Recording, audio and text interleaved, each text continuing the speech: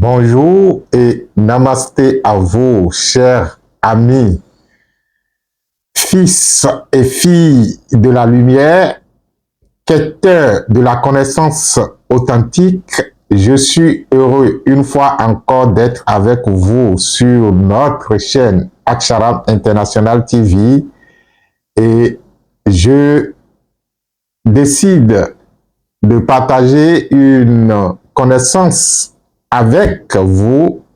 Je l'intitule La source, le canal et le réceptacle de la connaissance authentique. Je reprends: la source, le canal et le réceptacle de la connaissance authentique. C'est vrai qu'on pourrait faire cette émission en plusieurs parties, mais nous allons voir dans la mesure du possible comment synthétiser les choses pour que vous puissiez avoir juste l'essentiel.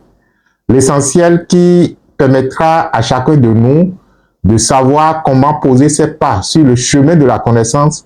L'essentiel qui permettra de savoir s'il y a véritablement des poteaux indicateurs que les anciens sages ont laissés, qui naturellement permet à chaque individu qui décide de s'initier à la connaissance authentique, à la connaissance ancestrale, de pouvoir donc s'effrayer un bon chemin.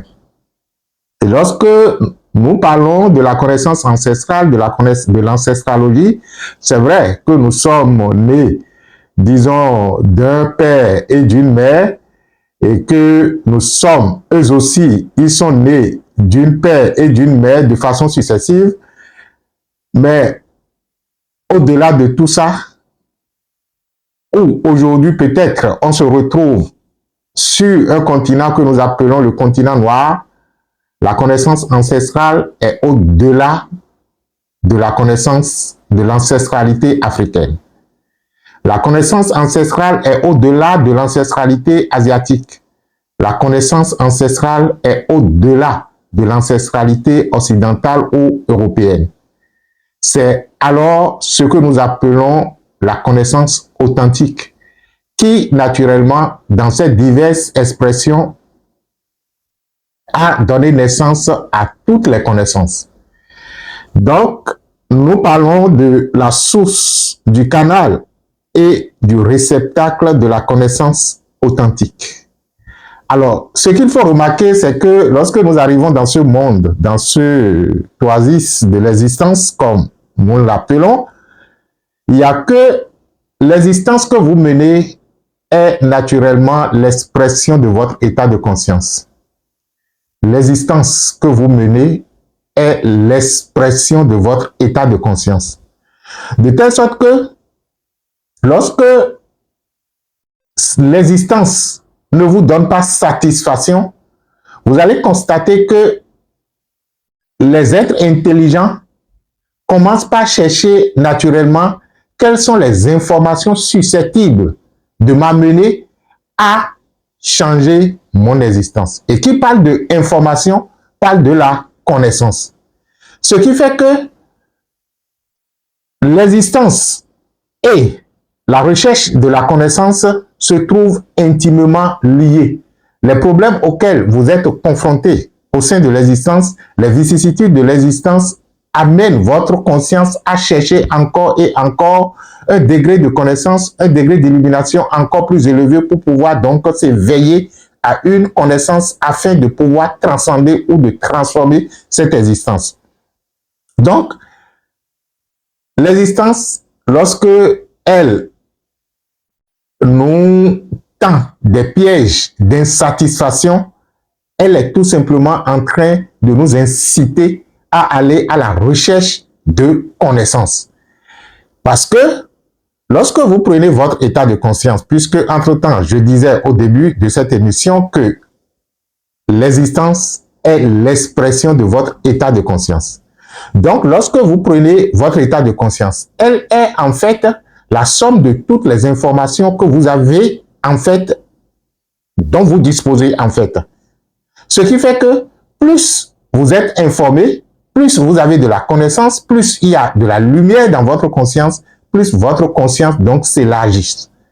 Ce qui fait alors que les problèmes existentiels qui constituent en fait des obstacles auxquels nous nous confrontons demandent que notre conscience s'élargisse, que cela se dilate.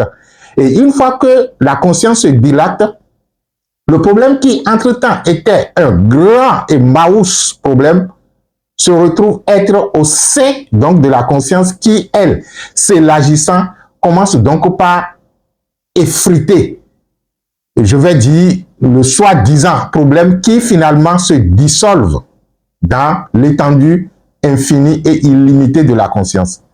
Donc, s'il y a quelque chose que l'on doit rechercher, c'est justement l'éveil de cette conscience-là, c'est-à-dire l'élargissement de cette conscience. C'est comme si, entre-temps, je vais prendre un exemple caricatural, je ne sais pas si ça pourra nous permettre de comprendre. Vous prenez par exemple un morceau de sucre, bon, je suppose, ou bien une quantité de sucre. Je vais, pour mieux comprendre la chose, je vais dire que, ou bien je vais prendre quoi? Sucre ou sel, l'un ou l'autre. De toutes les façons, quelque chose qui peut se dissoudre dans l'eau. Lorsque vous prenez par exemple un morceau de sucre qui est sous forme par exemple d'un caillou que vous prenez et que vous lui offrez une petite quantité d'eau, vous allez constater que la dissolution ne pourra pas être possible. C'est vrai que l'eau va mouiller le morceau sous forme de caillou, de brique, pour peut-être ramollir un peu la rigidité, mais cela ne pourra pas véritablement dissoudre. Mais au fur et à mesure que vous ajoutez de l'eau à ce dispositif-là, vous allez comprendre que le morceau de sucre ou de sel qui, entre-temps, était sous forme de brique, commence d'abord par s'effriter et au fur et à mesure que la quantité de l'eau augmente, cela commence donc par se dissoudre dans l'eau. Et plus la quantité est importante, plus la saveur du sucre ou du sel commence donc par être diluée pour finalement ne laisser place qu'à de l'eau, certainement mélangée avec du sucre ou du sel. C'est pour dire que si la conscience était cette quantité d'eau que vous disposez, que vous apportez progressivement au morceau de sucre ou de sel, plus la quantité d'eau est grande, plus vous apportez de l'eau dans ce dispositif-là, plus le sucre ou le sel se dissolvent pour finalement, aussi étendu que l'eau est, ne plus finalement donner la saveur sucrée ou la saveur salée. C'est pour dire, si le problème ou l'obstacle était le morceau de sucre ou le morceau de sel, la conscience devrait être suffisamment étendue pour pouvoir digérer. Et plus un problème semble être dur, plus cela demande de notre part un élargissement beaucoup plus étendu de notre conscience. Et lorsque nous parlons de conscience, on va se dire, mais c'est quoi cette chose que l'on pourrait étendre à l'infini et qui, naturellement, pourrait donc permettre de solutionner les choses? C'est tout simplement votre capacité à percevoir la pureté et la vérité des choses. La capacité à pouvoir percevoir la pureté et la vérité de toutes choses. Ce qui fait que lorsque nous parlons de l'éveil de conscience, c'est vrai que en matière donc d'éveil, les fréquences sont infinies et illimitées. C'est comme si on vous dit donc en commençant par tourner une roue, et ça c'est aussi un autre exemple que je donne généralement pour dire, si nous comparons la conscience à une roue en mouvement et que les problèmes de l'existence sont comme des pattes collées à cette roue-là, plus la roue tourne à une vitesse encore plus grande, encore plus grande, encore plus grande, plus vite, la saleté qui est pâteuse, qui est collée à la roue, se trouve donc dispersée et laisse la roue pure et, disons, claire. Pourquoi je fais tous ces détours? Je fais tous ces détours parce que, généralement, les êtres humains veulent vraiment l'épanouissement. Ça, c'est de fait que tout le monde veut s'épanouir, tout le monde veut être heureux.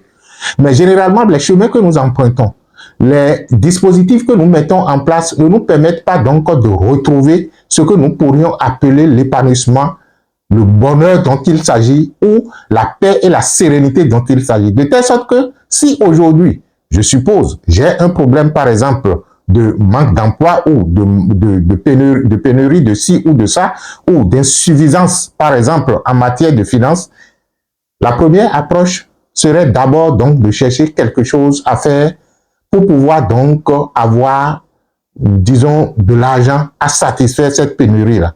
Lorsque, par exemple, mon corps se retrouve dans un état de dysfonctionnement qui ne me permet pas de bénéficier de la santé parfaite du corps, qu'est-ce que je cherche à faire? Je cherche donc à régler ce problème en disant, OK, qu'est-ce que je vais faire pour faire disparaître la maladie? Mais on ne se pose généralement pas la question de savoir, est-ce qu'il n'y a pas un état d'être? Est-ce qu'il n'y a pas une conscience assez élevée qui me permet, une fois que le problème est réglé, de régler le problème définitivement? Parce que dans la plupart des cas, lorsque nous réglons les problèmes de façon parcellaire, parce que à chaque problème, on veut apporter une solution liée spécifiquement au règlement ou à la résolution de ce problème de façon parcellaire, vous allez constater que un problème réglé donnant lieu à une solution, la solution devient encore un autre problème à régler.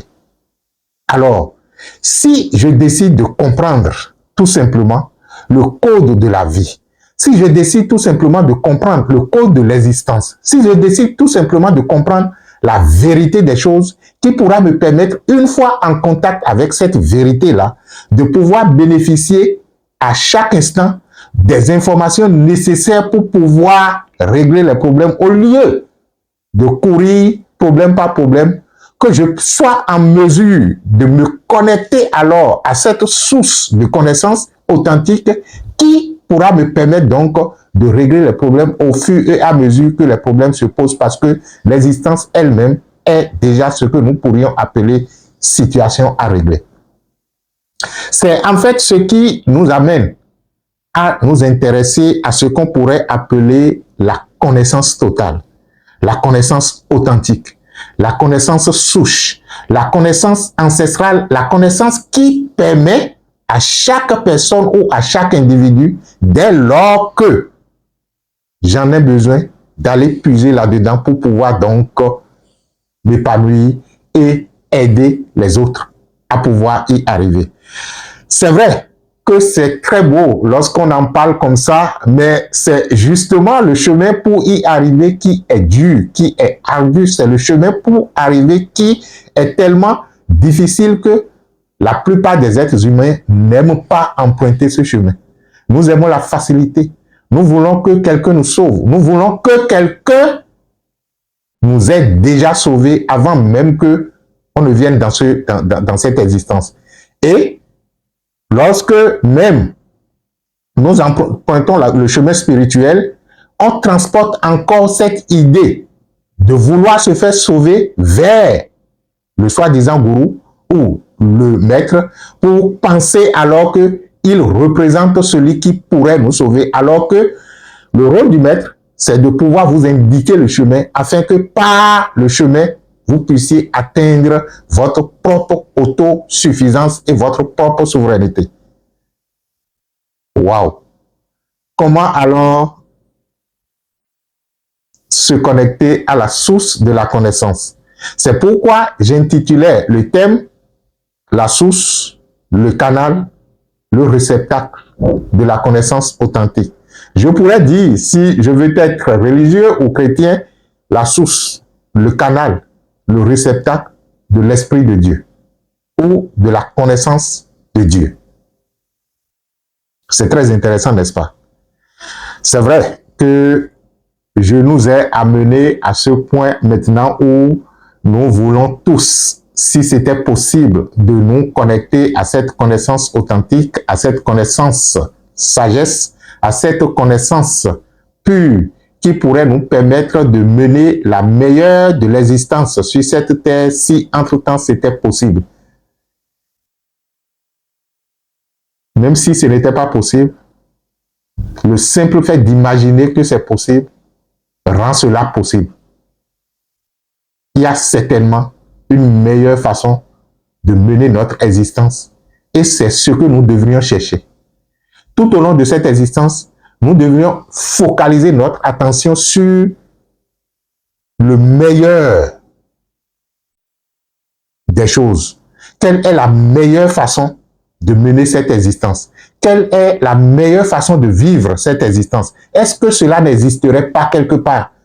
Lorsque les autres nous parlaient donc du jardin d'Éden, où c'était un paradis où tout existait, c'est vrai que c'est mythologique et que cela n'a jamais existé puisque aujourd'hui nous avons parcouru toute la Terre.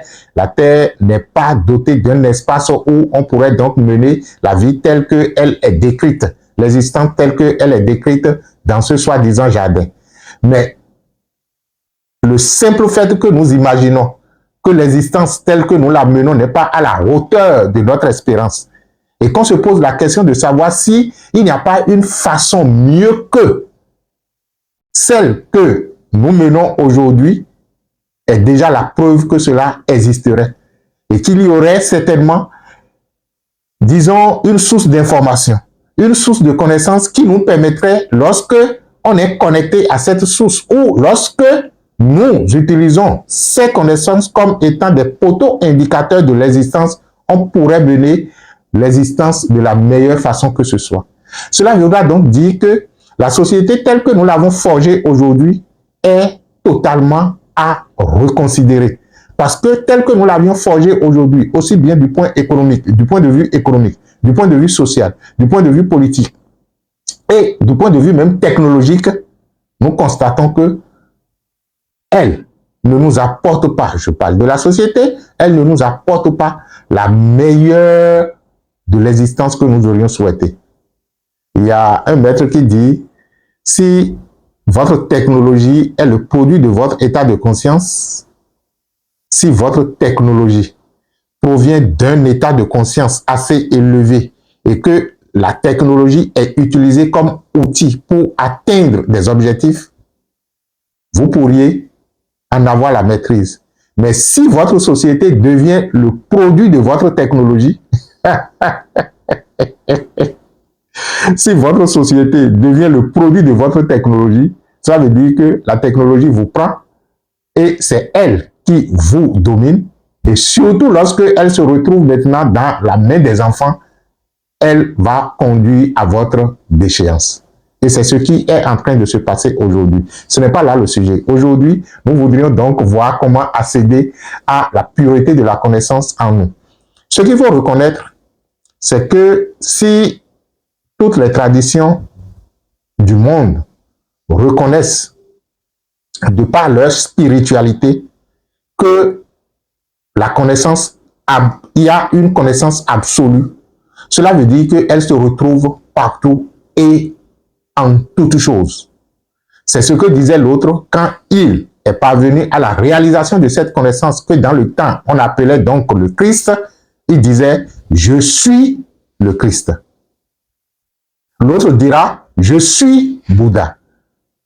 Je suis l'authentique. Je suis celui qui a été authentifié, ou du moins celui qui est authentifié, celui qui a pris connaissance de son authenticité. Et lorsque vous prenez connaissance de votre authenticité en tant que sagesse, en tant que parcelle de vous, connaissance, c'est ce qui en fait impacte votre état de conscience. Alors là, il y a un autre principe qui me vient à l'esprit. Ce dont vous êtes conscient est conscient de vous. Ce dont vous êtes conscient commence par être conscient de vous. Alors, la première des choses qu'il faut garder d'abord à l'esprit dans la recherche de cette connaissance authentique, c'est de comprendre que on ne peut boire de l'eau propre avec des mains sales. Je reprends. On ne peut boire sans conséquence et surtout durablement de l'eau propre avec des mains impures ou avec des mains sales. Parce que Le problème n'est pas lié à la disponibilité de la pureté de la connaissance pure ou de la connaissance authentique. C'est en fait avec quel esprit vous vous approchez de cette connaissance. Quel est votre état d'esprit? Et vous allez constater que la plupart des gens aujourd'hui qui même s'intéressent à la spiritualité et qui se disent « je m'intéresse à la spiritualité, je m'intéresse à la connaissance et tout le reste », n'ont pas cette intelligence d'aller à la recherche de la vérité des choses avant de commencer par demander une certaine manifestation de leur désir. C'est pour dire tout simplement que lorsque je me mets dans cette recherche de la connaissance authentique, je dois pouvoir d'abord m'examiner. Je dois faire d'abord ce qu'on appelle une introspection de moi-même. Quels sont les mobiles? Quels sont les objectifs? Quel est le but de cette recherche pour moi? Qu'est-ce que je veux vraiment? Qu'est-ce que je veux en faire si entre-temps on le mettait ou on la mettait à ma disposition? Ça, c'est l'une des questions qui en fait permettra à l'individu d'élaguer au fur et à mesure de ce chemin toute intention qui pourrait naturellement constituer à la longue un obstacle ou un piège. Parce que il est souvent dit que la route qui mène à l'enfer est pavée de bonnes intentions. Peut-être que vous estimez que vous avez de très belles intentions, mais si vous ne vous analysez pas suffisamment, vous serez déjà en train de souiller votre intention sans le savoir, et c'est justement ce qui va vous conduire dans le décor. Parce que si votre intention n'est pas pure, si les mobiles ne sont pas suffisamment purs, vous ne pourrez jamais accéder à la pureté de la connaissance. Comment y arriver alors? Généralement, lorsque je comprends alors qu'il fallait donc une certaine pureté du canal, puisqu'entre-temps, j'avais dit la source, le canal et le réceptacle. Lorsque je me prends en tant qu'individu, en tant qu'être, ou lorsque je prends ma conscience, si vous le voulez, comme étant le réceptacle qui veut recevoir la source, ou le canal à travers lequel la source, la connaissance doit couler et venir à moi en tant qu'être humain pour être maintenant rendu pratique, je pourrais dire, ok, d'accord, il faut que je me purifie, il faut que je fasse ci, il faut que je fasse ça. Et c'est là le piège éternel dans lequel nous tombons. Parce que lorsque je ne comprends pas comment le processus fonctionne et que j'estime qu'il fallait atteindre d'abord un degré de pureté par mes efforts personnels avant de pouvoir prétendre que je peux maintenant me connecter à la source, je pourrais faire peut-être 20 ans, 30 ans, 50 ans, s'il le faut, à chercher à me purifier suffisamment pur avant de pouvoir donc me voir digne d'être connecté à la connaissance.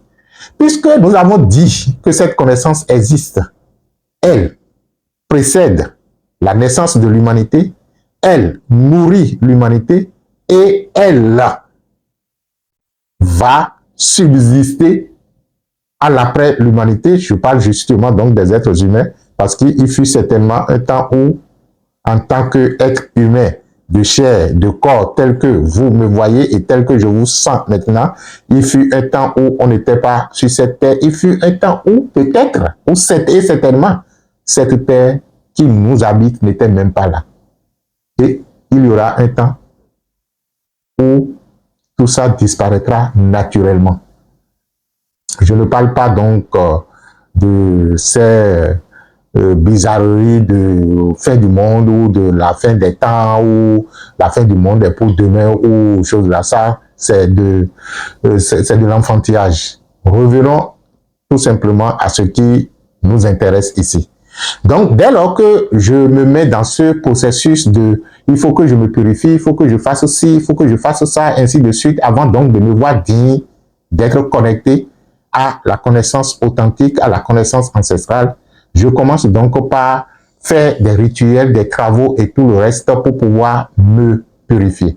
C'est totalement bon de le faire. C'est totalement correct de méditer. C'est totalement correct de faire des rituels. C'est totalement correct donc de faire des bains de purification de ci ou de ça. Mais est-ce que pendant que je faisais le bain, pendant que je faisais le rituel, que dit mon intention? Est-ce que mon intention est je suis en train de me débarrasser de quelque chose ou mon intention est je suis en train de m'éveiller à la pureté en moi et en toutes choses? Si l'intention est de me débarrasser des choses, il y aura toujours quelque chose qui demandera à être débarrassé. Puisque justement, la fois passée, il y a une personne qui m'a contacté et qui disait si, après avoir fini sa journée, si il ou elle peut donc comment elle peut se purifier. Et elle-même répondait pour dire que si, en récitant 3 fois la formule de l'innocence, elle peut se dire qu'elle est purifiée. Ou s'il fallait qu'elle prenne nécessairement un bain de purification et tout le reste. L'un ou l'autre se trouve être valable. Ou les deux se trouvent être valables.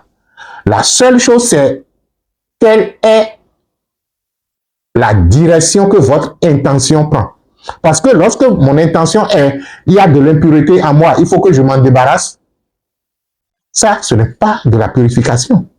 Mais si mon intention est, par ce geste, par ce rituel, par cette méditation, je suis en train de m'éveiller à la pureté en moi et la pureté en toutes choses, je commence alors par tracer le chemin vers la connaissance pure. Je commence alors par tracer le chemin vers la source. Je commence par tracer le chemin vers cette sagesse qui, naturellement, dès lors que je commence par en prendre conscience, commence donc par prendre conscience de moi. Alors, comment cela se passera ou comment cela se passe de façon beaucoup plus simple? Il s'agira tout simplement de comprendre que quel que soit le nombre d'incarnations que nous avons parcouru, quel que soit ce que nous avions fait et quel que soit notre karma, la connaissance est disponible. Alors, je me permets alors, je m'autorise tout simplement que ma conscience et mon imagination, parce que conscience et imagination doivent travailler de pair. Ma conscience et mon imagination, dans quoi que ce soit je suis en train de faire, en termes donc de rituel, de méditation, de ci ou de ça, me permettent donc de savoir que je suis alors conscient d'une réalité transcendantale qui transcende mon karma et transcende mon mental et transcende toutes les limitations en moi. C'est possible? Restez tranquille. Ressentez le corps.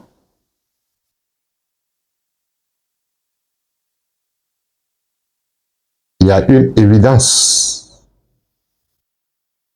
c'est qu'il y a la vie dans le corps. Dites-vous que cette évidence qui est la vie du corps est l'éternelle éternité toujours vivante. Et pour utiliser la formule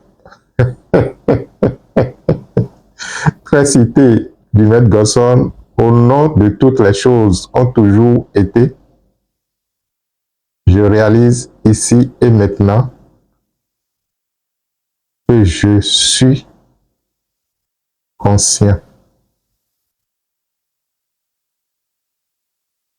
de quelque chose qui est avant que tout ne soit.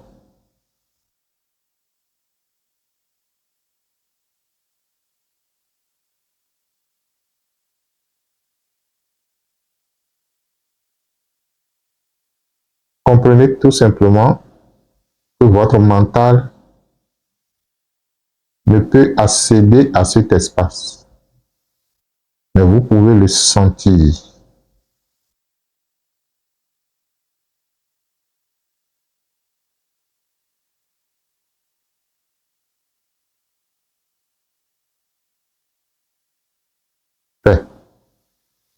Bon, c'est...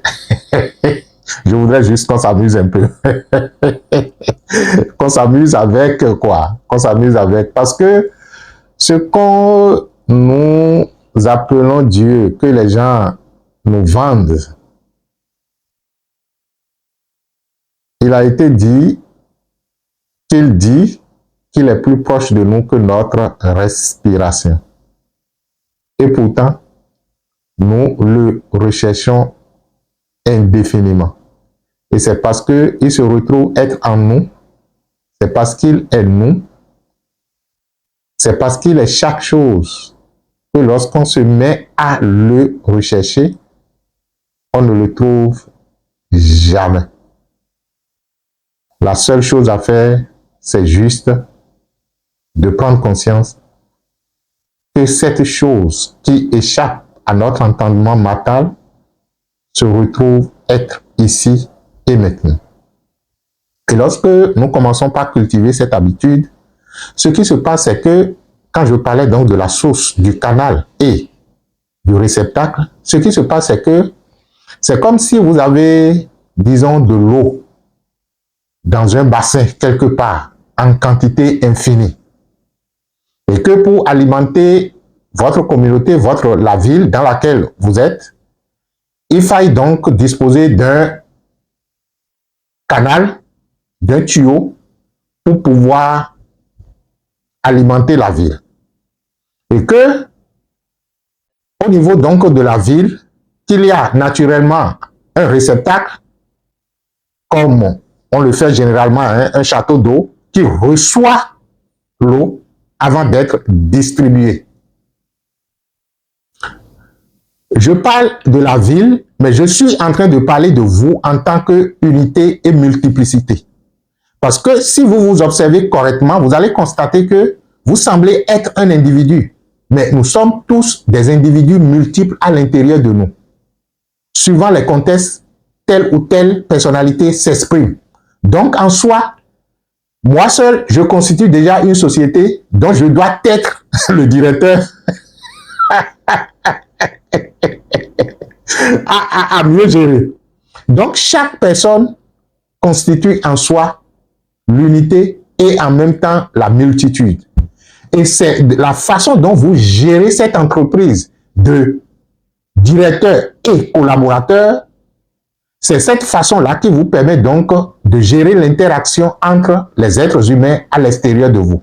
Parce que ceux qui sont à l'extérieur de vous ne peuvent jamais venir dans votre espace,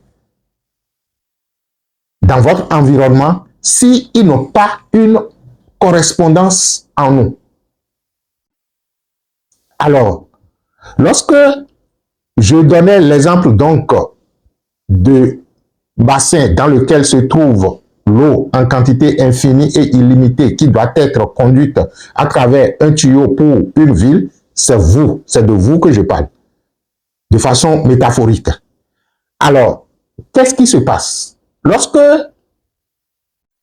je sais que l'eau à la source est pure et que par moi-même, je n'ai pas la possibilité, ou du moins je l'ai déjà tenté, et que mon effort personnel n'arrive pas à nettoyer totalement le tuyau qui est à ma disposition, c'est-à-dire ma conscience en tant que conscience humaine.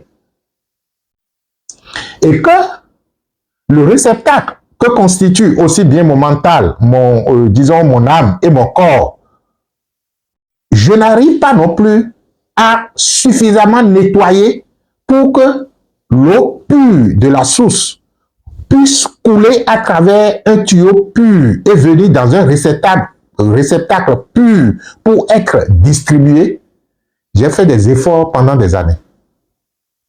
Et Dieu seul sait combien d'années d'efforts nous faisons en tant que chercheurs de la vérité, je commence alors par comprendre que mon effort croissant rend la chose encore impossible. Et ce qu'il faille maintenant faire, c'est de permettre à la source, dès lors que j'en suis conscient, qu'elle-même, elle commence par s'effrayer son chemin à couler vers la vie et se crée elle-même son réceptacle pour finalement se donner maintenant le pouvoir et la force de distribution. C'est ce que nous appelons avoir confiance, non seulement en soi, mais avoir confiance en la vie. Parce que par moi-même, j'ai déjà fait assez d'efforts pendant des années et je ne suis pas arrivé à trouver satisfaction. De toutes les façons, la quiétude que je veux, l'épanouissement que je veux, le bonheur que je veux, je ne suis pas arrivé. Alors je commence par me demander s'il n'y a pas quelque chose de l'existence ou de la vie que je n'ai pas encore compris, que lorsque cette chose sera suffisamment comprise, pourrait donc me permettre de mener une existence à la hauteur de ce que je souhaite depuis. Il s'agit tout simplement de se connecter à la source de l'information la plus élevée, à la source de la connaissance la plus pure, qui, une fois parvenue à moi, pourrait me permettre, lorsque judicieusement utilisée, de mener l'existence que je souhaite mener. Cela se passe par le fait que, lorsque vous vous considérez votre conscience comme étant un réceptacle qui doit recevoir cette connaissance, ces informations et à les rendre pratiques, votre conscience constitue en même temps le réceptacle, le canal qui naturellement se connecte à la source. Mais qui, maintenant, une fois connecté, laisse la source être le canal et le réceptacle. Waouh, ça c'est très génial. Notre conscience, c'est ce qu'on appelle la transformation de la conscience. En fait, ce n'est pas que notre conscience se transforme, c'est-à-dire qu'on pourrait dire que notre conscience se substitue, ou du moins la source vient s'installer dans une dimension à l'image et à la ressemblance, c'est-à-dire dans une dimension, je vais dire, humaine, et reste toujours à l'image et à la ressemblance d'elle-même. Lorsque l'autre disait les êtres humains ont été créés à l'image et à la ressemblance de Dieu, il s'agira tout simplement de laisser la source renaître. Voilà. De laisser la sagesse se renaître de nouveau.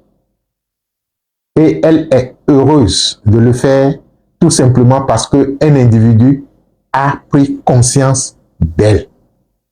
Vous voyez, ça fait donc le réceptacle, le canal, la source. La source, le réceptacle, le canal. La source, le canal, le réceptacle. Vous pensez à quoi? La Trinité.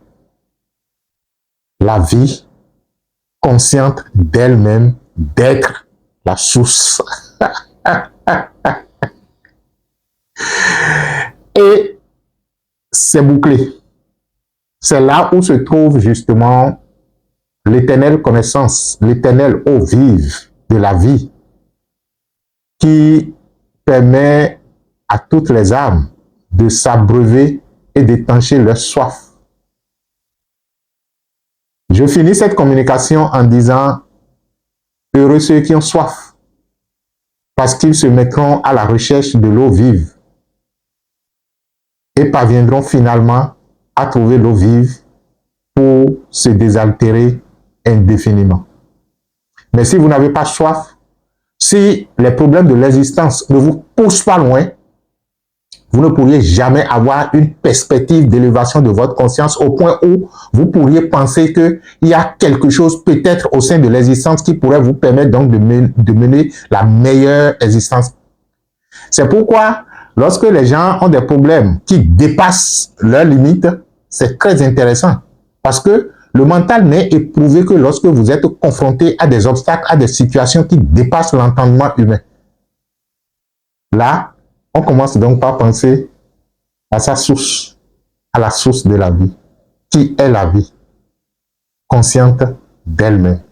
Dès que la vie se conscientise et se retrouve être consciente d'elle-même en tant que source de toute chose, la source devient le canal devient le réceptacle, et le réceptacle permet donc de distribuer l'eau vive dans tous les confins de notre être.